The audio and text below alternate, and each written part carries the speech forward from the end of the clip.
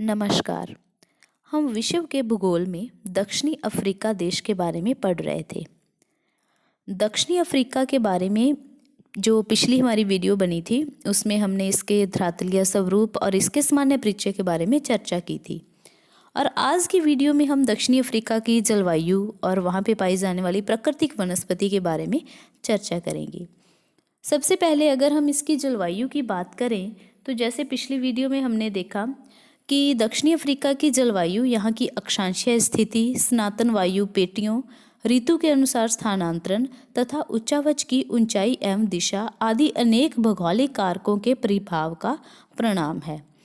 मकर रेखा जो है वो देश के उत्तरी छोर से गुजरती है, अतः यहाँ के उत्तरी भाग में अगर हम देखें तो वहाँ पर उपोष्ण कटिबंध में स्थित है और कैप के दक्षिण पश्चिमी भाग में भूमध्य सागरीय जलवायु की अनुभव की जाती है। तो आंतरिक क्षेत्रों की तुलना में शुष्क तथा मरुस्थलीय है। और सामान्यतः अगर हम देखें तो दक्षिणी अफ्रीका में विषुवतीय जलवायु को छोड़कर लगभग अन्य सभी प्रकार की जलवायु पाई जाती है। यहाँ की जलवायु में यहाँ के धरातल का प्रभाव देखने को मिलता है। पूर्वी तट की ओर से ऊंचाई के कारण वर्षा अधिक होती है और वहीं अगर देखें दक्षिणी अफ्रीका के पूर्व तथा पश्चिम तटों की जलवायु तथा महासागरीय धाराओं का प्रभाव भी यहाँ पर क्या है देखने को मिलता है। और इसी के साथ ही अगर बात करें पूर्वी तट के निकट मोजाम्बिक जो यहाँ में गर्म जलधारा है तो उसका भी पश्चिम तट पर तथा बेंगुएला की ठंडी जलधारा वहाँ पर वाहित होती है, तो उसका प्रभाव भी देखने को मिलता है। और इसके अलावा इन धाराओं के प्रभाव से पूर्वी तट में तापमान की वृद्धि हो जाएगी, क्योंकि पूर्वी तट के निकट क्या है मोजाम्बिक की गर्म जलधारा प्रवाहित हो रही है और वही पश्चिमी तट में जो क्या है बेंगुएला की ठंडी धारा प्रवाहित होती है, तो उसके कारण क्या है यहाँ के पश्चिमी तट में तापमान में क्या आ जाती है गिरावट देखने को मिलती है। तो इस प्रकार से दक्षिणी अफ्रीका की जलवायु में तापमान संबंधी विभिन्नताएं यहाँ के धरातल का स्वभाव हो गया और ऊंचाई के कारण क्या है पैदा होती हैं। लेकिन यहाँ की वर्षा का जो क्षेत्रीय व ऋतुवत वितरण है उसमें अत्यधिक विषमता पाई जाती है। तो अगर हम इसके तापमान की बात करें जो दक्षिणी अफ्रीका देश में, तो देश के उत्तरी भाग अर्थात जो मकर रेखा के दक्षिण में है वो 33 डिग्री दक्षिणी अक्षांश तथा औसत वार्षिक तापमान 60 डिग्री फ़ारेनहाइट से 70 डिग्री फ़ारेनहाइट के मध्य रहता है। तो ये चीज़ ध्यान में रखना कि यहाँ का जो औसत वार्षिक तापमान है वो क्या है, ये 7 नहीं है, यहाँ पर लिखना है 60 डिग्री से 70 डिग्री फ़ारेनहाइट के बीच में देखने को मिलता है। और इसी के अलावा यहाँ पे देखिए तो पहाड़ी ऊंचाइयों का प्रभाव भी यहाँ पे मेन रूप से प्रभावित करता है और इसके कारण तापमान में महासागरीय जो धाराएं हैं तो उनके प्रभाव के कारण भी तापमान में विविधता आ जाती है। और जैसे कि हम पहले भी इसके बारे में भी हमने देखा कि जो पूर्वी तट है वहाँ पर तो क्या है गर्म जलधारा प्रवाहित हो रही है, कौन सी मोजाम्बिक की धारा, तो उसके कारण वहाँ के तापमान में भी देखेंगे तो वो वृद्धि देखने को मिलेगी। और वहीं अगर हम पश्चिमी तट में बात करेंगे जिसके बारे में भी अभी हमने देखा था कि जो पश्चिमी तट है वहाँ पर क्या है बेंगुएला की ठंडी धारा प्रवाहित हो रही है, तो उसके कारण वहाँ के तापमान में भी क्या आएगी गिरावट देखने को मिलती है।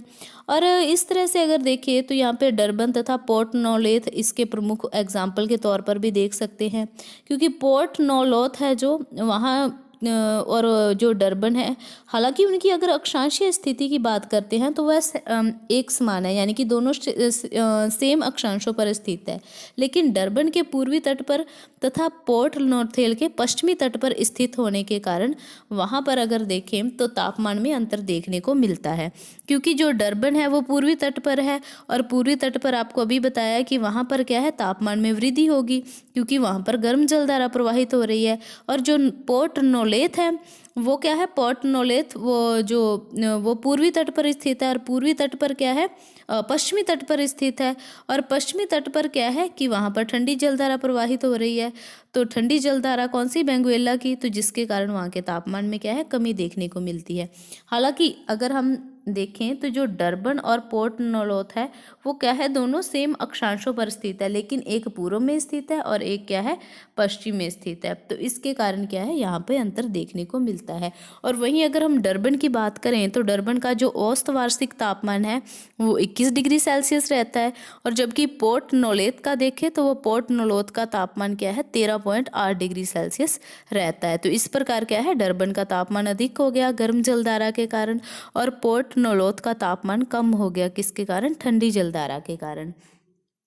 और इसी के आधार पर अगर हम यहाँ की वर्षा की बात करते हैं तो सामान्यतः यहाँ की जो वार्षिक वर्षा की मात्रा है वह पूर्वी भाग में सर्वाधिक है, और पश्चिमी भाग में विस्तृत भाग की जलवायु यहाँ पर क्या है, शुष्क देखने को मिलती है। और जिसके कारण जो पश्चिमी भाग की शुष्क जलवायु है तो वहाँ पर जो वर्षा है वो भी क्या है 25 सेंटीमीटर तक ही होती है या फिर इससे भी कम होती है।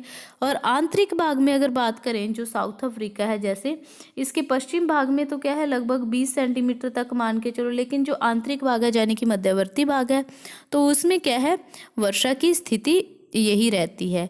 लेकिन दक्षिणी कैप तथा दक्षिण पश्चिम में वर्षा यहाँ पर क्या हो जाती है, चक्रवातों से वर्षा अधिक हो जाती है, और उसके कारण क्या है उच्च भागों में समुद्रोन्मुखी ढालों पर 150 सेंटीमीटर से अधिक वर्षा होती है। दक्षिणी पश्चिमी कैप में अधिकांश वर्षा शीत ऋतु में होती है, और शीत ऋतु में यहाँ पर क्या है पछुआ हवाएं हो गई और यहाँ पे चक्रवात आते हैं तो उसके कारण यहाँ पर वर्षा हो जाती है। इसके अलावा अगर हम इसकी बात करें प्राकृतिक वनस्पति की, तो सभी जानते हैं कि किसी भी प्रदेश की प्राकृतिक वनस्पति का उस प्रदेश की जलवायु तथा धरातल से प्रत्यक्ष संबंध होता है, ठीक है ना। क्योंकि जैसा किसी देश की जलवायु हो या जैसा किसी देश का धरातल हो तो वहाँ पे प्राकृतिक वनस्पति भी उसी के अनुसार देखने को मिलती है। और जलवायु के साथ साथ वहाँ की जो मिट्टी है वो भी प्राकृतिक वनस्पति को विशिष्ट रूप से प्रभावित करती है। तो सामान्य रूप से अगर हम दक्षिणी अफ्रीका की बात करते हैं तो यहाँ की वनस्पति भी क्या है जलवायु दशाओं से नियंत्रित होती है, लेकिन जलवायु के साथ साथ यहाँ के धरातल और यहाँ की मिट्टी भी क्या है प्राकृतिक वनस्पति को प्रभावित करती है। और यहाँ पर इस आधार पर देखें तो विविध प्रकार की वनस्पति देखने को मिलती है। उष्णकटिबंध में देखें तो उष्णकटिबंध में जैसे हमने इसके सामान्य परिचय वाली वीडियो जो पिछली वीडियो बनाई थी तो उसमें देखा था कि वहाँ पर क्या है कालाहारी मरुस्थल पाया जाता है। तो मरुस्थलीय भाग है तो वहाँ पर मरुस्थली झाड़ियाँ देखने को मिलेगी, और मुख्य रूप से सवाना वनस्पति यहाँ पाई जाती है। और वहीं दक्षिणी अफ्रीका के पठार की बात करें तो पठार के पूर्वी भाग, दक्षिणी ट्रांसवाल और ऑरेंज फ्री स्टेट तथा लेसोथो जो है उसमें शीतोष्ण वेल्ड घास क्षेत्र विस्तृत है।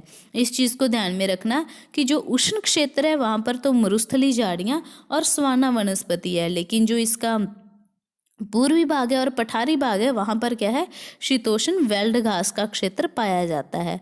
और 2000 मीटर से अधिक ऊंचे पठारी भागों में अल्पाइन वेल्ड पाई जाती है। और इसके अलावा अगर हम बात करें यहाँ पर तो देश का जो दक्षिणी पश्चिमी भाग है वहाँ पोर्ट एलिजाबेथ तथा भूमध्य सागरीय वनस्पति का क्षेत्र मिलता है। तो इस प्रकार क्या है भूमध्य सागरीय चरगाहों को यहाँ पर अगर देखें तो स्थानीय भाषा में माशिया कहा जाता है। इस चीज़ को ध्यान में रखना कि जो यहाँ पर भूमध्य सागरीय चरागाह है तो वो चरागाहों को यहाँ पर स्थानीय भाषा में क्या कहा जाता है, माशिया। ये बहुत बार क्वेश्चन आया है कि माशिया क्या है या फिर माशिया किसे कहा जाता है, तो भूमध्य सागरीय चरागाहों को कहा जाता है। और कहाँ पर कहा जाता है, दक्षिणी अफ्रीका में कहा जाता है। तो इस प्रकार क्या है यहाँ पर अगर हम वनस्पति की बात करते हैं तो जो शीतोष्ण घास के प्रदेश है वहाँ पर उसके पश्चिम में देखें तो अधिकांश भाग पठारी है, और पठारी पर उपमरु स्टेपी वनस्पति देखने को मिलती है जो क्या है कारू कहलाती है, जिसको यहाँ पर कारू कहा जाता है। और अगर हम कारू की बात करें तो कारू के पठारी भाग की उथली चट्टानी मृदा के कारण यहाँ पर कारू की झाड़ियाँ भी उगती हैं, और इन झाड़ियों की ऊंचाई की बात करते हैं तो ये 7 से लेकर 30 सेंटीमीटर तक होती हैं, यानी कि 7 से 30 सेंटीमीटर तक क्या है कारू झाड़ियाँ होती हैं। और वहीं अगर उत्तर पश्चिम के शुष्क भागों में देखें तो वहाँ पर कारू वनस्पति नहीं उगती है। ऑरेंज राज्य के दक्षिण में कारू रसदार पौधे अधिक होते हैं। अब इस चीज़ को ध्यान में रखना कि पठारी भाग में कारू झाड़ियाँ उगती हैं, और ऑरेंज राज्य जो है वहाँ के उसके दक्षिण में क्या है कारू रसदार पौधे अधिक देखने को मिलते हैं। लेकिन ये क्या है स्वादहीन रस के होने के कारण पौधों का क्या है पशुचारण की दृष्टि से कम महत्व है, क्योंकि इसमें जो इसका हालांकि ये रसदार होते हैं लेकिन ये स्वादहीन नहीं होते हैं, तो इसके कारण ये यहाँ पशु जो पौधे हैं जो पशुपाचारण की दृष्टि से भी ज़्यादा महत्वपूर्ण नहीं है। और जो इसका पूर्वी तटीय भाग है उसमें उष्णकटिबंधीय वनस्पति का विस्तार देखने को मिलता है। और वहीं जलवायु दशाएं और मृदा कारकों के कारण यहाँ पर अनेक प्रकार की वनस्पतियों का प्रभाव पाया जाता है। डरबन जो राज्य है उसके तटीय भागों में देखें तो वहाँ पर मैंग्रोव वनस्पति देखने को मिलती है।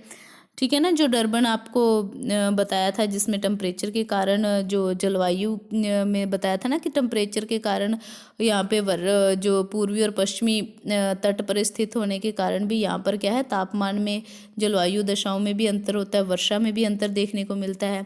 तो इस प्रकार यहाँ पे मैंग्रोव वनस्पति पाई जाती है। और दक्षिणी कैप प्रांत में यहाँ पर क्या है, वर्ष भर समान रूप से वर्षा होती रहती है। तो समान रूप से वर्षा होने के कारण यहाँ पर शीतोष्ण सदाबहार वन पाए जाते हैं।